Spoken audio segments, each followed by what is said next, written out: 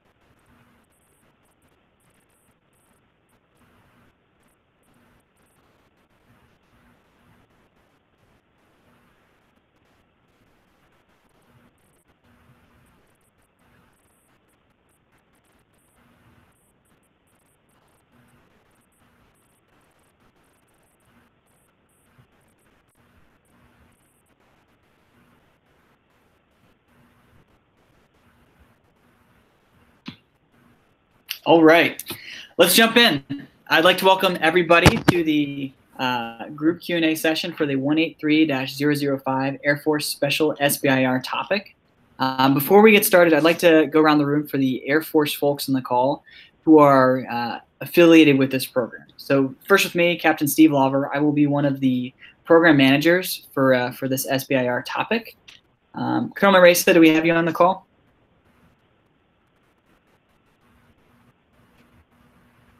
If you're on, you might be on mute. In the meantime, this is Joey Aurora, and I'm really just Steve's assistant slash co-PMing with him, helping him out in everything that we're doing here because it's a ton of great work. Looking forward to working with you guys. in the future, some way, shape, or form. Nice. So you want to intro for yourself? I'm the assistant to Joey and Steve. So I'm the assistant to the assistant, just helping them out as well. Bunch of clowns over here. Okay, so he may not be on the call yet, but Colonel Jorge Manresa is the contract officer for this SBIR topic. So if he jumps on and there's any specific contract-related questions that I cannot answer, he's the guy to talk to. We'll make sure we get those routed to him, and the answers posted on Citus. Chris Benson, you on the line? I'm here, Steve. I'm Captain Chris Benson. I've been working on these special SBIR topics for almost a year now. And actually, Ryan Hobach is going to be joining us here in a sec. I'm gonna go get him. I'll be right back. Great. Next, to be perfectly fair, this is the brainchild of Chris in many ways, so definitely good to have him on the call too. We call him the father. Father. Who else, Air Force side, do we have on the call before we get started? This is Matthew Scott from Austin, AFWERX Austin. I'm on the call just learning about the process, so I'm more here in just observation mode on this. Outstanding, thanks. Okay, so we'll have Ryan and Colonel Manresa introduce themselves as they get on. But let's get started. The first thing I need to do is make the disclaimer that this call is being recorded. So technically I need everyone's consent if we're going to do that. The intention here is that we can capture the discussions we have and optimize this such that we can share these Q&A with other folks. So if you're not comfortable being recorded, my request for you would be maybe don't speak up on this call, and then just route your questions through Citus, and we'll get those answered there. Or of course, you're comfortable, you're welcome to jump off the call and then just email us with any questions that you have. So how to get that out there, and let's jump in. So really, this program, this special SBIR program, is predicated on three main ideas that I just want to talk to you really quickly about. And the first is that there are thousands and thousands of commercially viable companies that are out there that have not yet fully explored the Air Force as a customer and whose technologies could be useful to us. So we are trying to get out there and give the opportunity for those folks to perform customer discovery with us to see if we can buy their stuff, right? And the reality is that we are not producing all of the world's technology internally to the government. We used to have a much bigger role in that if you look back in the 1960s. But today, there's a significantly larger amount of R&D dollars that are coming out of private industry to include small, fast-moving companies like yourselves. And we are trying to tap into that to give us the best edge we can. The second is that in order to attract the best, we need to make it easier to work with us. We need to operate quickly on a par with the fast-moving companies that we're trying to work with in the first place. So we've removed many of the barriers to working with us to include a shorter application, a pitch deck, which is something that companies are more typically used to doing when applying for funding or customers, a shorter period of performance, a faster delivery of your funds. So a number of different things have been changed such that we continue to attract more and better customers to these programs. This is the second iteration of this experimental pilot program that Dave Shahady over at Air Force SBIR is providing the funds and giving us the leeway to actually execute on this.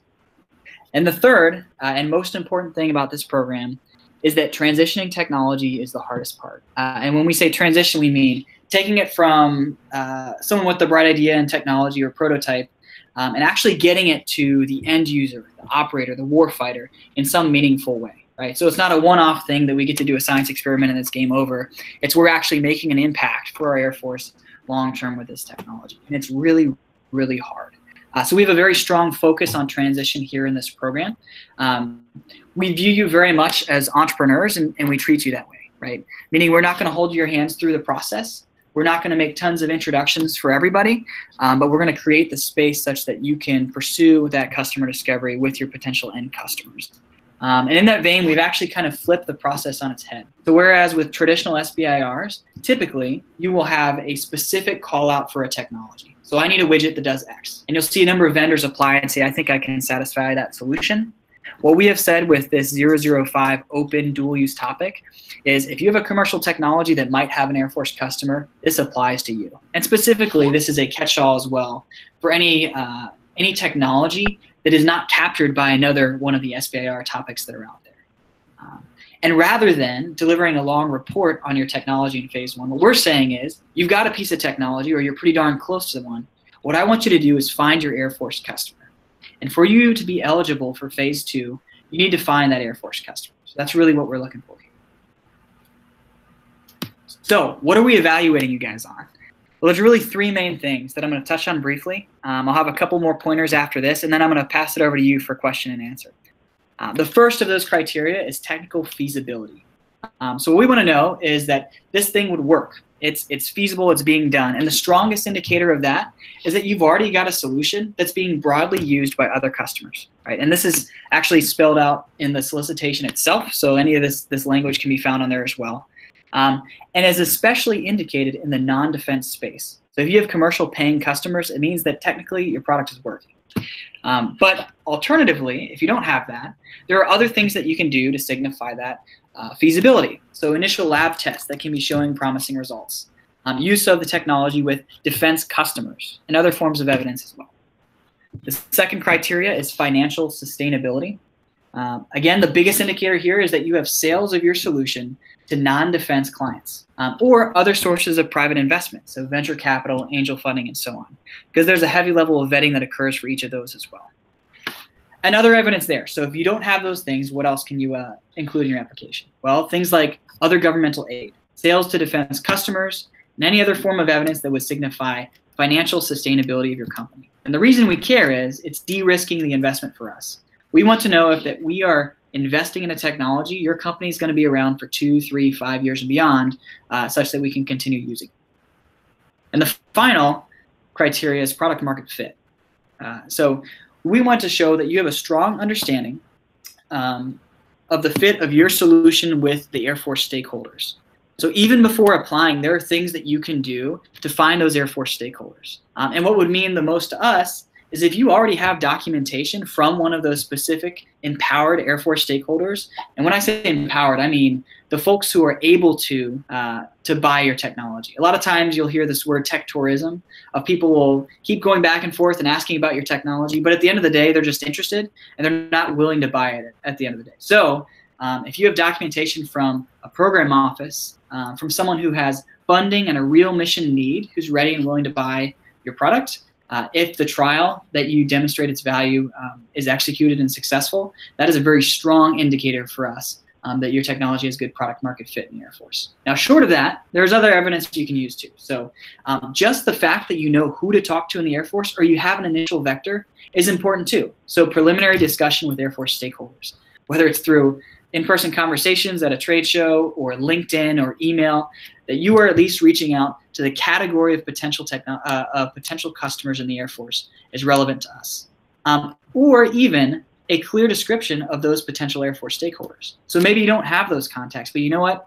You can say, I know that someone in the medical field that is doing deployed medicine could use this technology for X. And that's showing us that you've thought about who an Air Force customer might be that you can do your customer discovery on.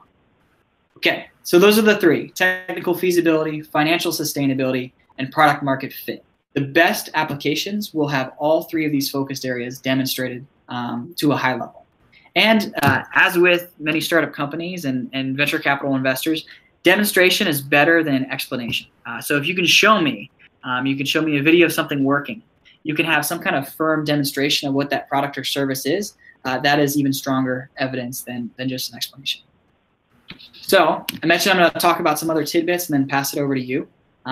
Breakdown of what the program looks like. Phase 1 is a shorter period of performance than the typical phase 1. It's only 3 months versus 9 months, and it is up to $75,000 as seen in the solicitation.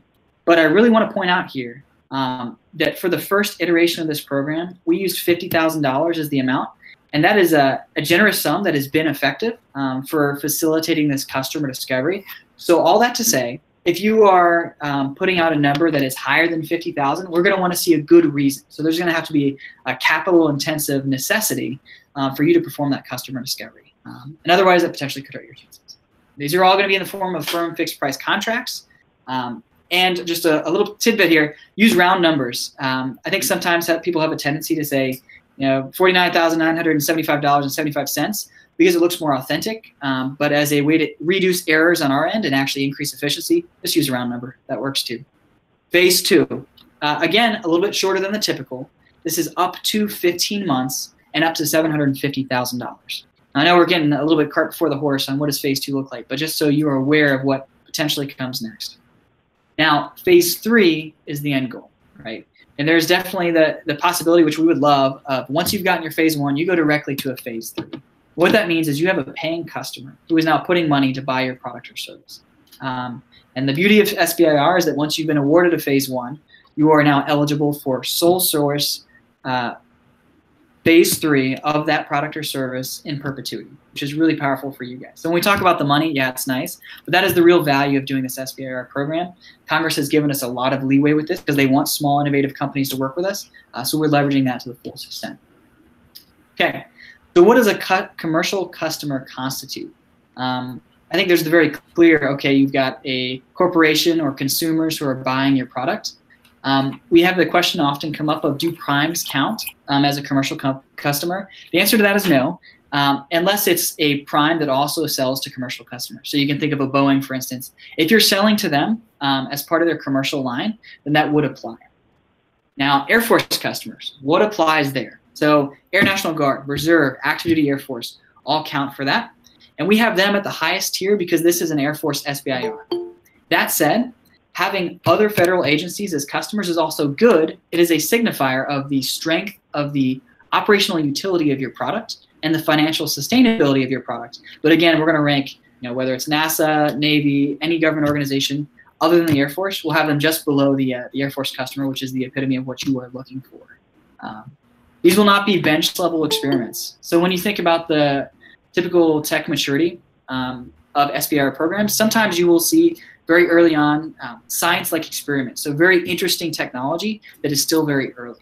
That is not the case for this one. So we are looking for things that are either prototyped, they're paying customers, or you're very close to getting there. Responsiveness is very important for this program. So it's one of those things where, as I mentioned, we're going to treat you guys like entrepreneurs. We'll expect a lot of you, and in turn, we're expecting you to get back to us with anything that you need to sign, to have your SAMs and DUNS number complete and cage codes in a timely manner, so that we don't have to waste everyone's time in going back over and over these things again. So definitely a big boy, big girl program in that respect. We talked about round numbers. Okay, so one thing I really like about this program is that it is a cohort mentality. So you're not competing with your peers if you're accepted into the program. Rather, we will scale the number of phase 2s that are awarded based on our ability and based on the number of people who meet the standard, who find that customer and have a compelling need that's being satisfied with their technology. So do not see each other as competition. And there's enough variation in the types of products, very likely, this should not be a problem. But we have seen in the first round that having the companies working with each other to answer questions, to make introductions, has been immensely powerful. And it's been a force multiplier for the successfulness of all the companies in the program. So if you get accepted to this program, expect to be working with the other companies to answer questions and be as effective as you can be. And we talked about all the criteria. So I've been talking too much for this question and answer session. What I want to do is hand it over to you guys to start asking questions. Over.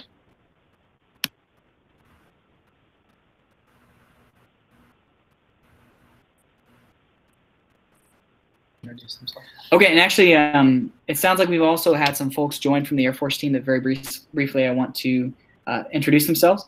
So Ryan Hellback, are you on the line? Yeah, sure am. So Ryan Hellback, here from the Air Force Research Laboratory. I am the chief entrepreneur for the Air Force Research Labs, and one of my things that I'm working on is partnering with AFWERX and as well as several other organizations to do what we're calling these special topics. So very excited to see what we can do here. Traditionally, SBIRs have been following a very standard format, and we're looking at doing things differently here. This is a pilot effort that's supported by the Air Force SBIR program, and we've basically been empowered to try new things, to see how we can drive benefit for not only the Air Force, the warfighters, but then as well for small businesses. And so, again, this is a piloted effort, and so we are going to try things. We'll probably stumble a little bit as we go, but again, we're looking to drive benefits across the board. Yeah, awesome. Thanks, Ryan. Colonel Race, are you on the line by chance? Hey, how you doing? Thank you, Steve. I appreciate you've doing a great job with the pre-brief. So I'm hoping that everyone was able to get some really good information I'm the contracting, so my name is Jorge Manresa. I am the contracting officer supporting AFWERX and Air Education Training Command on the SBIR special topics that you're hearing about today. So I'm really pleased that everybody was able to dial in. I'm really excited about the interest that we have. Just like as Ryan Helbeck mentioned, this is a pilot program. So we're very much trying to find ways to streamline our contracting processes so we can get after your innovations and put them on contract in an expedited manner so we can really get down to the innovation that the Air Force is looking for. So again, thank you for everyone dialing in. And I'm just going to leave this open for questions and answers. I'm looking forward to hearing what everyone has. Thanks. And I want to plug that Colonel Manresa is a rock star.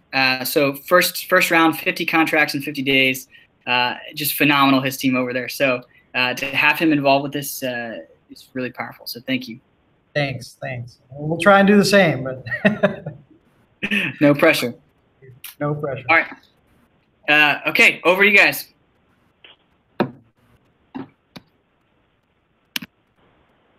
Excellent. I'll go first. My name is William Gafford. I am the owner of C&G Cyber Solutions in Northern Virginia. Thank you so much for all your time. I truly appreciate it. Thank you, guys.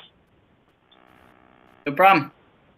So, does the Air Force have a need to shrink the timeline for their ATO process for all of their IT infrastructures? Tracking on that, sir. So we are working on modernizing the ATO process and the risk management framework. That's in works by the innovation team over at A6. We understand that that's a big problem with the way that we buy and work with IT. Excellent. How would you like it if you had a, say, application that had all your controls already written for you, had a compliance standard which follows a risk management framework, all of NIST, and FedRAMP all in one-stop shop that allowed you to do monitoring and your ATO framework and your POAMs all in one package? Are you saying that's a solution you guys are looking to offer, or are you saying that those are the types of things that we're looking at? So that's definitely something you should submit as part of the SBIR process. Okay. To accompany that, I got tired. So truth be told, I worked a decade for the intelligence community, and I got tired of waiting for things. So I wrote my own code for a forensics product that we're seeking a patent on. And instead of waiting for NCASE and waiting for FTK, I created a product that kind of streamlines that process so that anyone at the lowest levels has the ability to use it. So you get immediate satisfaction or answers if you're starting to have an event on an infrastructure. That gets woven into the monitoring for intrusion detection prevention along with it. So now you have an agnostic platform that does ATO for both either cloud, NIST, so infrastructure as a service, software as a service, or platform as a service, along with the ATO process and monitoring intrusion detection prevention.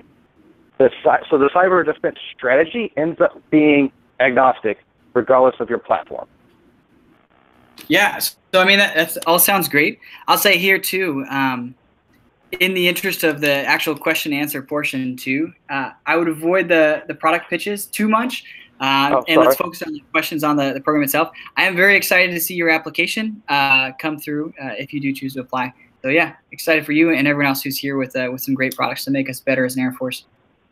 Okay, as you said showing's better than telling. If we want to do a demo, when, where, and how? Sure, so the focus of this call is meant to be a Q&A session on the SBIR process and topics. For everyone's individual products or ideas, that is not our intent to be answering those questions at this time.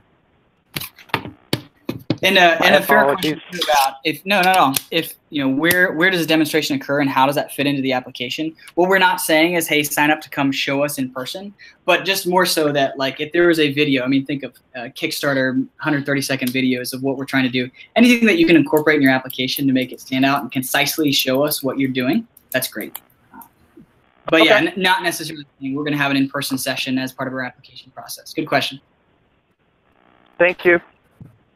I want to. Well, really quickly, I've got two questions that came in the chat. So first one, if our product would have also helped solve previously posted SBIRs, as well as still unmet needs, would referring to the alphanumeric designation be sufficient? So that's a good question. I would see that as a potential source of customers with which to do customer discovery, right? So they're going to have a TPOC that was associated with those programs. You can definitely say that is an indicator that you are aware of your potential Air Force customers, but by no means are we asking for you to mention that. And I wouldn't see value to that any more than to say, hey, we're aware that this is a problem. These are the folks I would consider talking to first. Does that answer your question, Richard? You can type in the chat too if you want. Awesome. Okay, and then the second one was, enjoy the program, thank you. What is meant by round numbers? On invoicing? Yeah, all we're saying there is when you were saying how much what you're asking to charge us, essentially, for those numbers, round would be like a 50,000 and 0 cents versus 49,979, 96 or something. Does that answer your question, Cal? Giving us a round number makes it easier to contract with you. Yeah, and we're less susceptible to errors by punching in a single number wrong. Okay, so before I answer the next chat window one, someone had started talking with questions. Over, back to you. Hey, good afternoon, Steve. This is Chris Coulter with D&B Technology. It's a pleasure. I wanted to ask in terms of the presentation, we do have certain slide decks that we're using. Are pictures and visualizations acceptable versus written criteria is the first part of my question. And then number two is, should we focus on as well as achieving some of the requirements specifically in terms of the DCOI and what areas that hits as well? And I'm just trying to figure out in terms of the presentation side, how much would we weigh on those in terms of the broad scope of the program, and then how much in terms of the visualization and pictures our solution presents? Yeah, so I think that's definitely a viable option. I would say do whatever you think is best for conveying the value proposition and traction and all the things that we talked about. Yeah. Now, we do have an example notional template presentation that actually Chris Benson, who's on the line, created. What I'm going to do is make sure that everyone has access to that. But if you want to right now, I am typing into the chat window, AFWERXDC.org, SBIR. And so this is just a quick summary of the special SBIR topics. And there are a number of links on there to include that template presentation, which gives you in general what we're looking for. Feel free to vary from that. Just make sure you're capturing all the things that we're looking for in the solicitation. Good question. Sounds great. Thanks, Steve. Yeah, and you mentioned DCOI. Shamefully, I don't know what that means. Maybe Colonel Reza, do you know what that is, or does anyone want to speak to that? I'm specifically referring to the data center optimization initiative, where you've got a monitoring mandate, you have a savings mandate, you have a Pew mandate, and then a consolidation. And then there's also the area in terms of quantified savings. So I think in the presentation, it has a broad stretch in addressing all of those. I'm just trying to gauge, and the question was, how much time and value should I put on that versus the visualization of exactly what the solution does for the end user? Data set system administrators, data center usage of resources, monitoring, downtime, those types of things. Sure. So the compliance and all of those aspects should be included in why the customer wants to use that solution or what the benefit there is to the customer. Okay. Just a recommended path on how you approach that. And definitely reference that template presentation that you can find through AFWERXDC.org because it will specifically talk to, we're trying to capture what is the potential value proposition to the Air Force. Here's some of the things we look at. And I agree with Joey, being able to, the compliance aspect of what you're doing shows that it is a technically reliable product. And then you mentioned some of the different savings that could occur. To me, that's part of the value proposition, right? So capture whatever you think is important to us. All the above sounds interesting, but we're not driving a certain list of things that you have to mention in that. Yeah, and I just want to add to that as well. I mean, Steve, you're perfectly right. But from a contracting perspective, we're not looking for that specific ratio. So whatever you need to do to capture the value that you're bringing forth, that's completely up to the person who's providing the solution. So we're doing that on purpose. We want to leave 100% of proposing that value proposition to you, and how you do it is up to the company who's proposing. So. Perfect. Great. Good question. So Oleg, so I see, are you looking for a particular ratio of product versus service revenue? Nope, you're not. Good question on that one.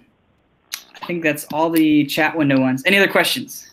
We got 30 minutes left. Keep coming. My name's Michael Luganville. Hey, when you started this, your very first comment was that the reason you're doing this, there's lots of commercially viable companies that are not familiar with the Air Force. And as you progressed, the thing that became a strong desire and a need for a startup to be able to get through this process with you is stakeholder buy-in and stakeholders that want the product. Now, it kind of seems like a catch-22 there, because if you're not familiar with the Air Force, you may not be familiar with the stakeholders, and even if you are, probably not familiar with how do you get to them. So, and in 3 months for the phase 1, I've worked with the Air Force before, and that's a very short time window to try and make all that happen. Are you guys going to be on the ground helping us with that?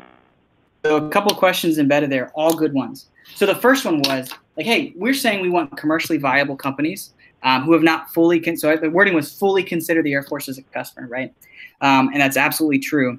But then you said, hey, we've got a criteria in there, which is the product market fit. And one of the ways we showed to demonstrate that was that you have either a signed memorandum from someone who wants to buy your stuff already, is like the epitome of like, I already found my customer, that's how awesome I am. In the pre-release 1 month phase, I found them. But as an aside to that, I actually don't anticipate that everyone's going to have that, because it is difficult. And we're seeing that in the existing program now.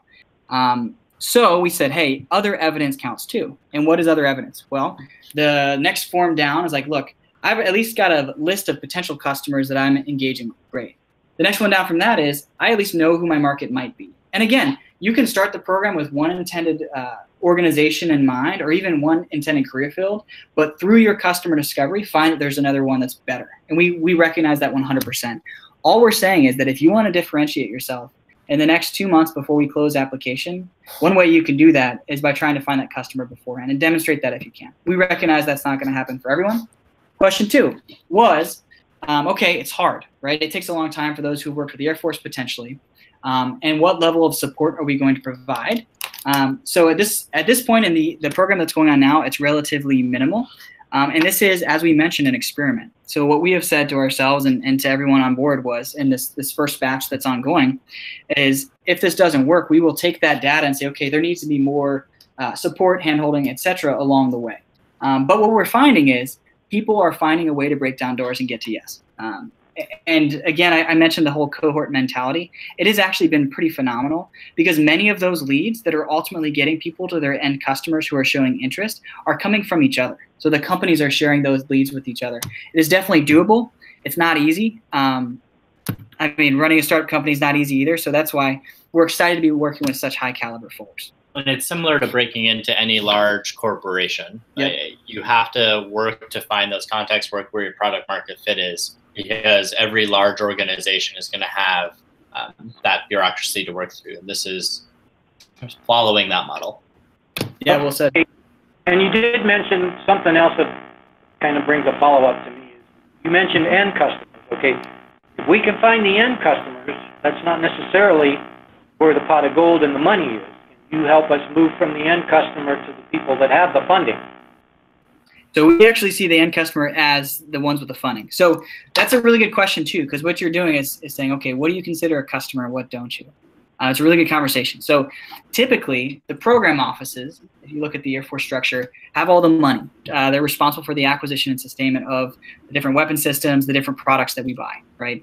So they are the ones that have the money, and we perceive them as the customers. Now, one step beyond that is the users. And you're right. So it seems like the distinction you're making is like, look, the person who is actually in the field executing the mission isn't necessarily the one with the money, and that is absolutely true.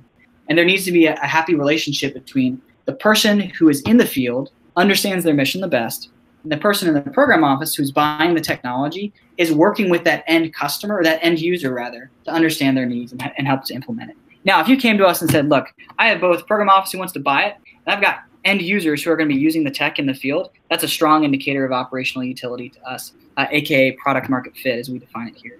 So very good question. Along those lines, the research labs, incredibly good for supporting this process. in some cases, they might be buying the technology to consume themselves. Maybe it's something that increases their capability as a lab.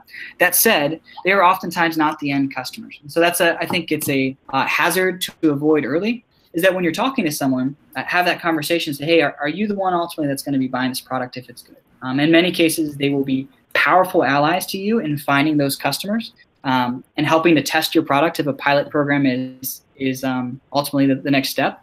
But yeah, pretty aggressively seek out who's going to be buying this thing in the end. Good question. And I want to just caveat one thing just to clarify. That was a really great question, and Steve, you did a great job characterizing who's got the money and who buys. But also remember that part of our grassroots innovations that we're trying to get to is that a lot of our users are in the operational levels. And we do have, I mean, when we say that only the SPOs have the money, well, they have a certain type of money to get after some of our weapon systems. However, if you're proposing a solution that's not necessarily part of a weapon system, an aircraft, or whatnot, but more of a process solution for example, training or maintenance of aircraft, or another litany of, it could be even in the medical field, those would be down at our operational levels, and they don't necessarily have a SPO office in which to go to. So what you also want to look at is what we have, our wing and group level commanders. You can reach out to them, and also our squadron level commanders. So by virtue of finding the user or the operator that is looking for a particular solution set and partnering with them, they would be a good conduit to get you to that group and wing level commander in order to get sponsorship and buy-in into the particular solution that you're setting up. So I just wanted to kind of add that. Let's not lose sight that only the SPOs buy things. Yeah, they buy a lot of aircraft, but the Air Force does a whole lot more than just fly and deploy weaponry. So just wanted to kind of add that little caveat on that. Yeah, that's huge. Thank you for making that. Absolutely true. Okay, so I've got some questions in the chat window. If a company has an idea for working prototype, but doesn't have sales of solutions to defense and non-defense clients, how much of a disadvantage would they be at for phase 1 award? But however, they have cash flow from related design-related contracts showing financials. So that's a good question. I think that really will depend on the number and caliber of applications that we get who do have commercial sales to both non-commercial and defense customers as well. I mean, if we have 500 companies who are all in the millions that want to work with the Air Force, that'll make it more challenging. But what I will say is there's really like 2 gateways for entry here. One of them is that you've got that commercial traction already. You can demonstrate your financial sustainability with existing sales of your product.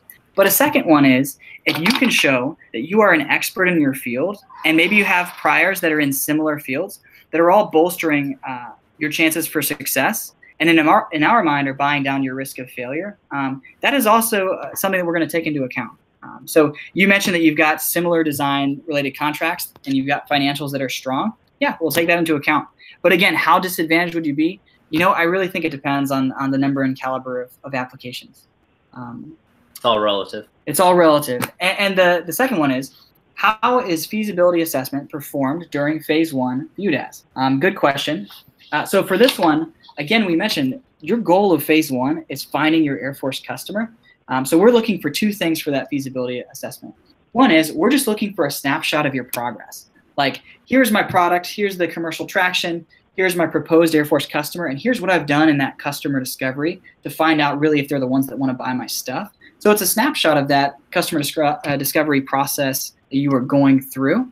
But 2, what we are ultimately looking for phase 2 is what we call a shovel-ready trial. So this is something where at the end of phase 1, if you found that customer and you've worked with them to say, okay, to pilot this product and find out if it's truly useful to them, during phase 2, I'm going to do X, Y, and Z. Here's as much detail as I can give you that I have iterated upon with that Air Force customer to come up with, is a strong indicator there. So see your feasibility assessment as those 2 things. A snapshot of your progress and what your company's doing and their potential use case in the Air Force, and then progressively more detailed description of what that shovel-ready trial with that customer would be.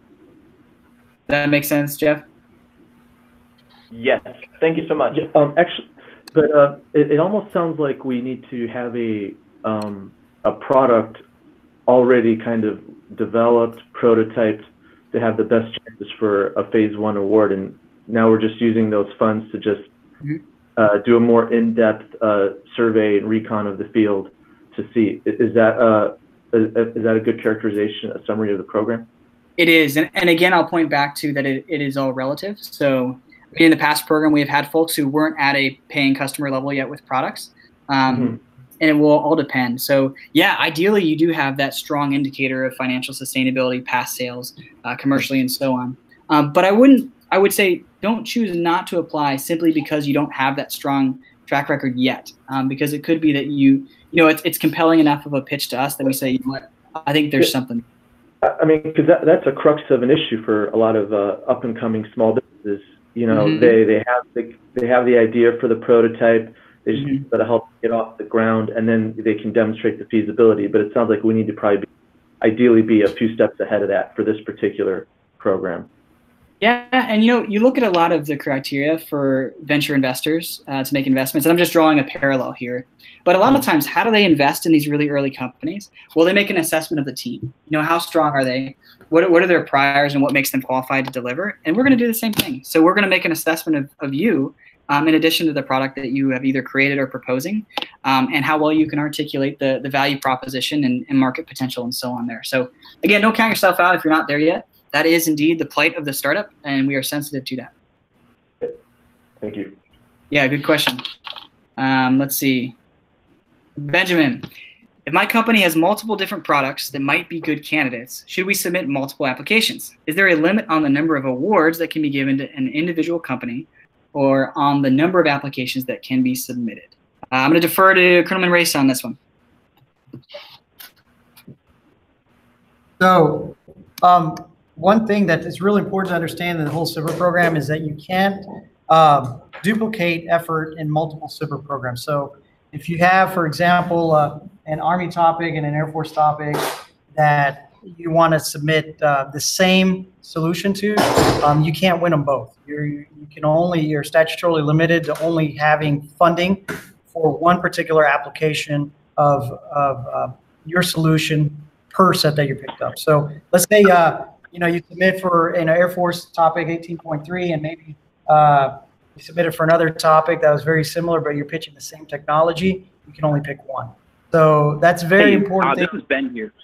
Go ahead. Oh, sorry, Ben here. I wanted to clarify a little bit. So when I'm not talking about pitching the same technology to two programs. So my company is on the larger end. We're still a small business, but we have a couple different technical divisions that do completely different work. So suppose that myself and another investigator at my company wanted to pitch to the same contract vehicle two entirely different technologies. I'm asking if that would be permissible. Yes, absolutely. So if you have completely different technologies that you're getting after, you're more than welcome to submit for all of them.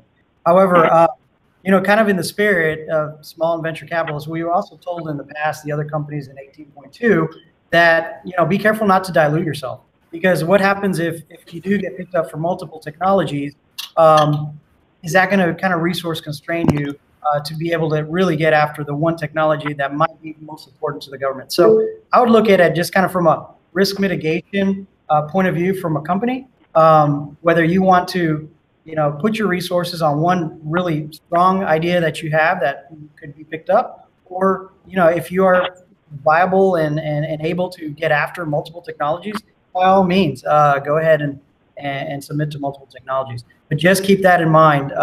It just depends on what level of maturity your company's in and what you're able to get after in terms of technologies that you're trying to pitch through the SBIR program.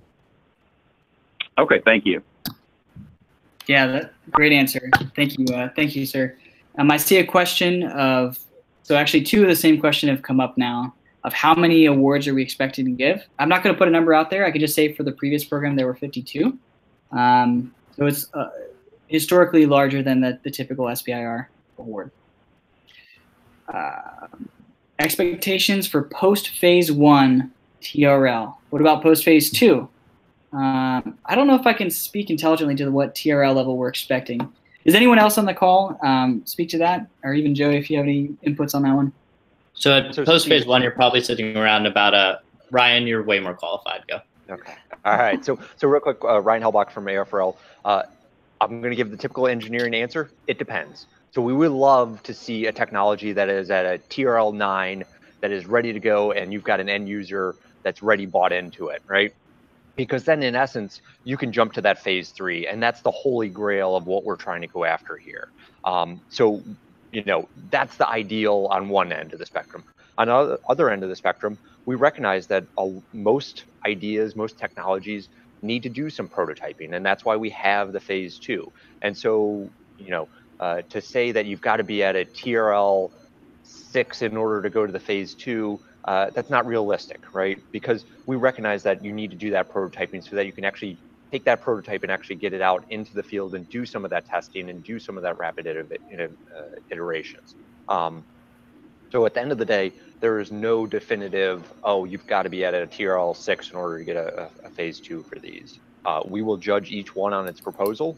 And again, you know, the closer you can get to that phase 3, the better that makes us look, and that the better that we'll be interested in your idea. So. Yeah, very well said. Thanks, Ryan. That's along it that line. Chat. Go ahead. Yeah, more questions. I'm sorry. Along that line. So if you're finished with your proposal, let's say October 10th, should we submit those when we're ready, or should we kind of fine tune those and wait till the closer to the deadline, in your opinion? Submit as early as you can. Got it. And just to be clear with that, we won't actually start looking at proposals until after the solicitation period closes, but definitely encourage you to put your proposal in. Great. Yeah, and just, again, double tapping that. There's no advantage given to those who submit earlier.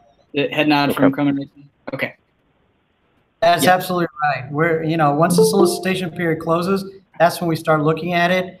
And it really comes down to, you know, whoever receives those proposals, they're going to be stacked on a desk, and however they're stacked, that's how we're going to start looking at them. So there's no advantage for coming in early. What I would advise is just make sure that you take enough time to give a good qualified proposal, because and kind of to answer a question that I saw on there, how many proposals are we looking to award for phase 1? Well, I would say that's dependent on the quality of proposals that we get. And once we review those, if I receive 100 proposals and 100 are great, then I'd love to award all 100. So that's all 100% dependent on you. So, you know, from the close of this meeting, if you want to start, you know, figuring out how you want to propose, I'd say, hey, it's fair game. Spend the time that you need to provide our team the best possible pitch that you can in proposal, so we can do our due diligence and review it and hopefully provide you the opportunity in phase 1. Great. Thank you. Question here. I hear someone coming in quietly. Is there a question coming in? 407 number. Can you hear me? I got you now. Yes, this is Oleg Sinitsin with VLabs. We're about to kick off a phase 2 in cyber analytics space with the FRL. And my question is, there is not always not enough funding, and we could certainly do a lot more in our project if we had an additional phase 2. Would this be the right vehicle for us to pursue? So, I mean, there are other ways of adding on funding. Actually, I heard Ryan start talking. Yeah, so there, exactly to Steve's points, there are other ways to add on funding, whether it be an enhancement to the existing effort or an extension of the existing effort, if it's justifiable. So in my view, if you already are developing a technology that is going to solve a warfighter's problem and you're doing it currently, continue down that path. In some ways, if you put that same technology, you really can't put that same technology in for this application unless you have a different spin on it. And so my response to you is focus on what you're doing now, keep doing that, and start talking with your point of contact within AFRL about doing an enhancement or an extension. Thank you. Hey guys, this is Rory Puller from a software startup out of MIT called TagUp. We're bouncing between two different solicitations here. This is for 002 versus 005. And it looks like for this program 005, you want commercially viable technologies in non-defense applications, but we're a machine learning focused software suite, so we're kind of in between the two opportunities. Do you have any guidance on picking between your solicitation and then 002, for example?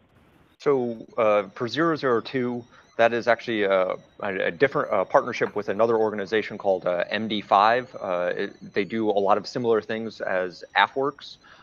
And so what they're looking for there is actually having companies either that have participated in some of their efforts, such as startup or technology accelerators, or programs that are somewhat based off the I-Core methodology, or companies that will go through those programs during phase one. So that program has a very structured kind of support mechanism to go along with the phase ones, and you know, not to detract from 005 here, but again, this is much more of a lot of the onus is on the companies to go out and make those connections and find those end users. So again, you know, looking at a couple different pathways. At the end of the day, I can't tell you which one is better for your company. Make sure you read the topics. And I think MD5 is going to be doing a similar type effort as what we're doing here with AFWERX. Okay, so follow-up question. If we were to apply to both, I assume the contract management requirements are you can only go for one, but it would be possible to potentially apply for both if we connect with MD5 and fit the criteria separate, completely separate of your requirements. I guess I'll turn to Colonel Manresa on that one. I would say, I mean, you can put your solution in both, and you know, since you kind of seems to, what you're describing is you can kind of fall between both and which one's better or not. I would say put the proposals in both and see which, you're going to have two different evaluation teams in there, and if they see that it fits, then you know, hopefully one of the two will pick you up. If they both pick you up, then you know, you're going to have to choose which one of the two you're going to stick with. Okay, no, that's very helpful. We're working with electric utilities, so we're trying to find an asset management focus area within the Air Force, and so we're just kind of wanting to make sure we don't break the rules between the two programs. So I appreciate that's very helpful. No problem.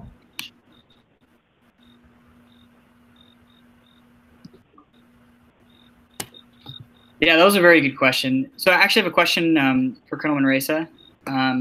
If you have a company that is in 18.2 is still waiting to receive word if they've been selected, can they apply with the same solution to 18.3 with the understanding that you know they're going to have to pull their name out of the hat for one potentially? Yes, they can do that. Okay. So if they haven't been selected and they want to go ahead and resubmit an 18.3, obviously 18.3 will take precedence, you know, because 18.2 closes. So yeah, that should be a problem. Ryan, if you got anything to add to that, feel free. Yeah, no, I'll just echo what you said. I agree. Cool. What else? I hear literal crickets somewhere on the line, which is awesome. That's like the perfect. So weird. Who is camping right now?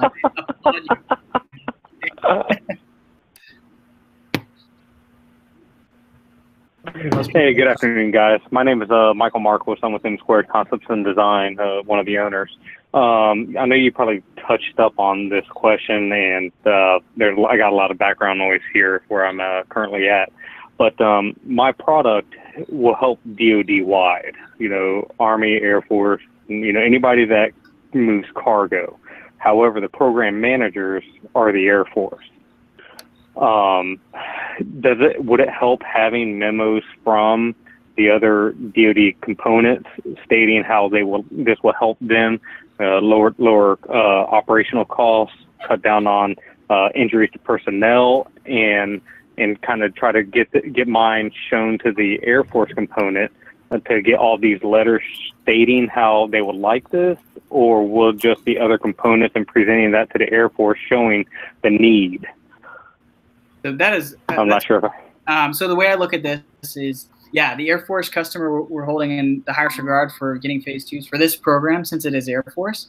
But I mean, very close behind that is that you have multiple government stakeholders who are willing to say, like, look, this is going to save this many millions of dollars and this many lives and make us this much more effective. That does signal operational utility. That does signal financial sustainability based on the number of customers.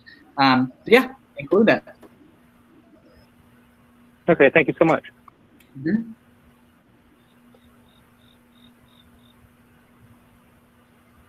What else?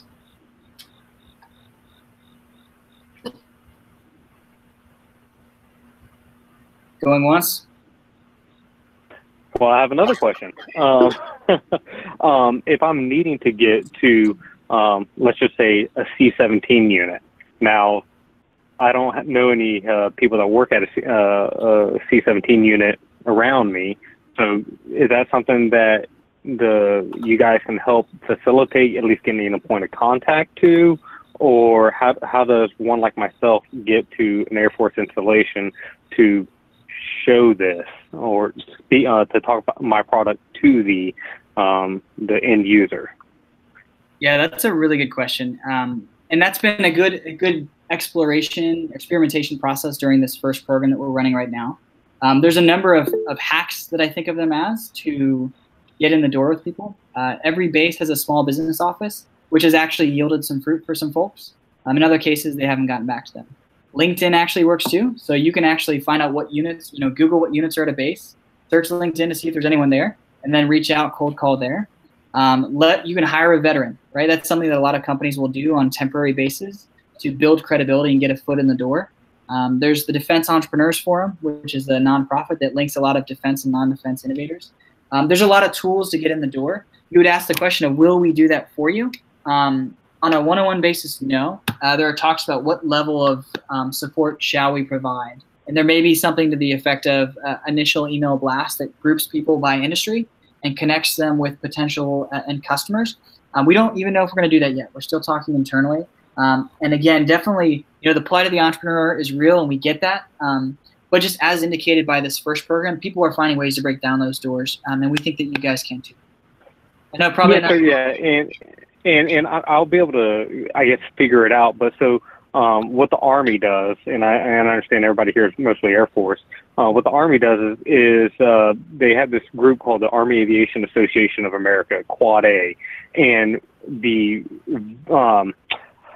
business owners or the people that work at these companies can actually reach out to Quad A, and they have what's called this blue book, and has a point of contact for every aviation unit within the Army. And sometimes it's multiple people at that unit.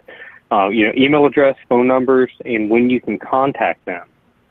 I wasn't sure if the Air Force has anything like that, where they have what's called a blue book or something like that, that a business owner like myself can contact somebody at that specific base.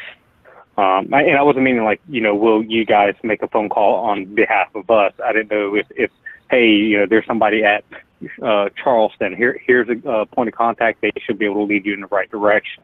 I wasn't sure if that's something that you guys would help facilitate with, or if there's a blue book or some type of phone roster that we business owners can somehow get to make these initial contacts. Got it. No, good clarification. So I am not aware of one. We've actually been searching on our end, but I'll defer right now to Ryan or Colonel Race or anyone else if you found something similar for the Air Force. So at least on my end, I have not. I definitely echo your using LinkedIn and using Google or web searches to find your contacts. And I think you have plenty of success stories that you've seen from companies with the current cohort of actually getting their foot in the door and talking with folks. This is part of that customer discovery effort. So. Yes, sir. I appreciate it.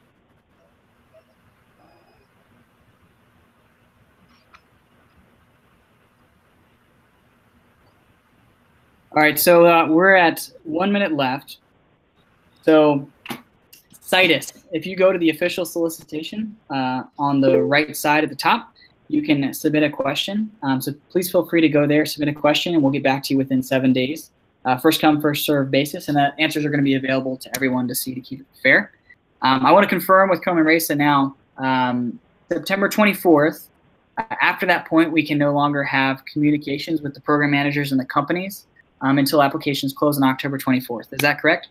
So Steve, actually jumping in, You can have contact, but it has to be done via the SBIR website via Citus. So you can submit your questions as a company through Citus, and then Steve and crew can respond to those questions. But in essence, very similar to this, those questions are available for everybody to see. Yes. Great. Okay. Thank you both. All right. Well, I will finish by saying this. I think that trust and relationships are everything. And we in the Air Force are trying really hard to build that trust with the startup community. So I would not say this unless I truly believed it. I actually think this is a really good opportunity for companies to apply to. So I hope you'll strongly consider it. We're doing our best to be effective and efficient on our end and sensitive to the needs of the companies involved. So thank you all for being here. We're excited to look through your applications and potentially work together. That's all I got. Thank you, gentlemen. Thank you. Thank you, everyone. Thank you, Steve. Thank you. Thanks, everyone. Thanks, guys.